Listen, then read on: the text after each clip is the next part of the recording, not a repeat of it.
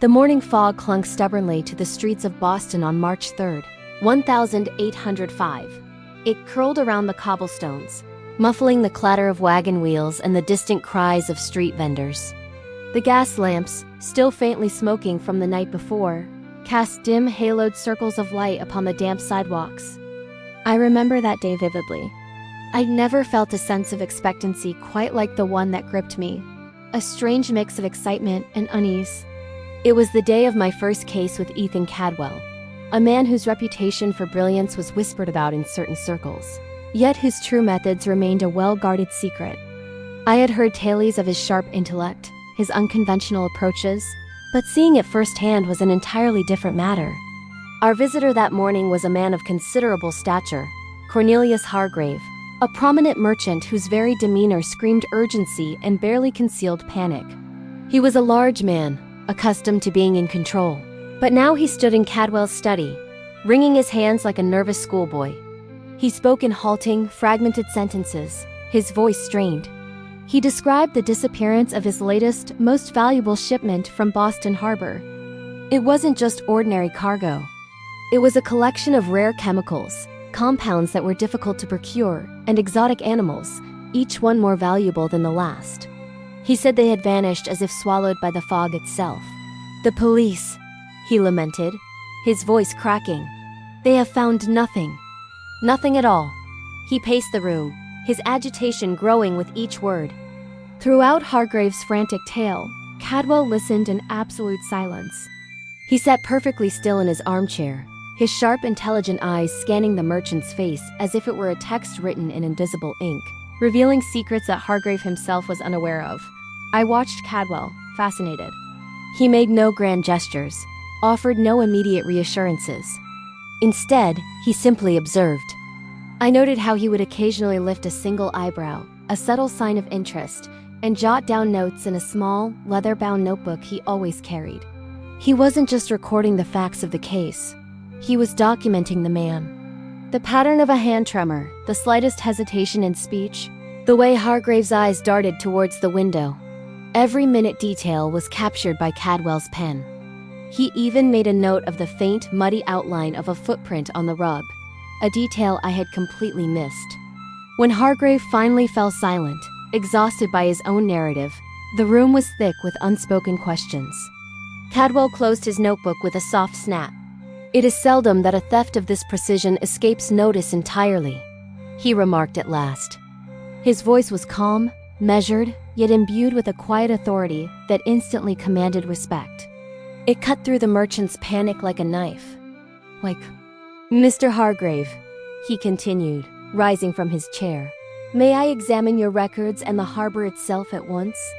There is much to be discerned before the day progresses further, and the trail, such as it is, grows cold." His tone left no room for argument.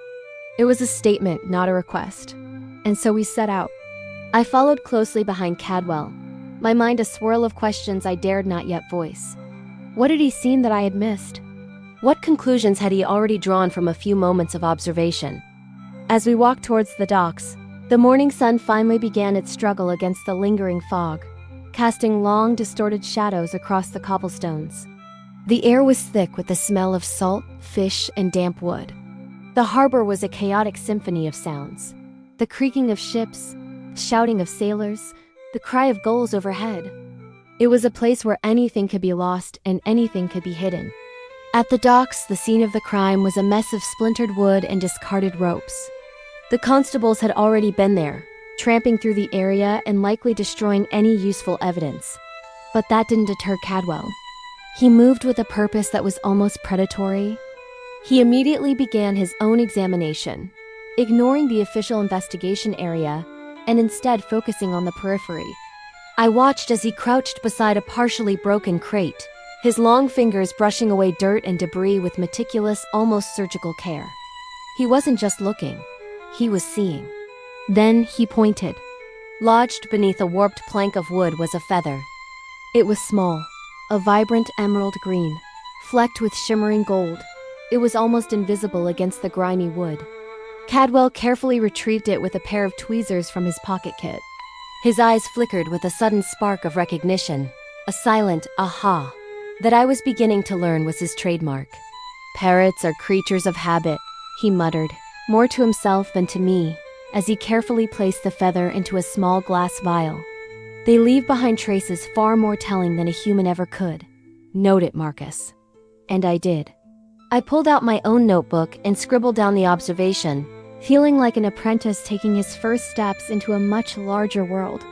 It was then that I truly began to understand. This case, my very first with Ethan Cadwell, would demand more than the usual methods of detection. This was not a simple matter of following footprints or interviewing witnesses. Cadwell's mind, a vast repository of knowledge capable of traversing chemistry, physics, and even the obscure habits of exotic animals, would leave no stone unturned. He was a force of nature, and I was caught in his intellectual orbit. As I watched him sketch diagrams of pulleys, ropes, and crate weights in his notebook, calculating forces and angles with unnerving speed, I felt a profound mixture of awe and apprehension. Here in the heart of Boston, amidst the fog and the salt air, a mystery awaited that would test the very limits of intellect. And I, Marcus Thorne, was to bear witness to its unraveling. My life as I knew it was over, and a new, far more exciting and perhaps dangerous one was just beginning. The case of the vanishing cargo was officially underway, and I couldn't wait to see what Cadwell would uncover next.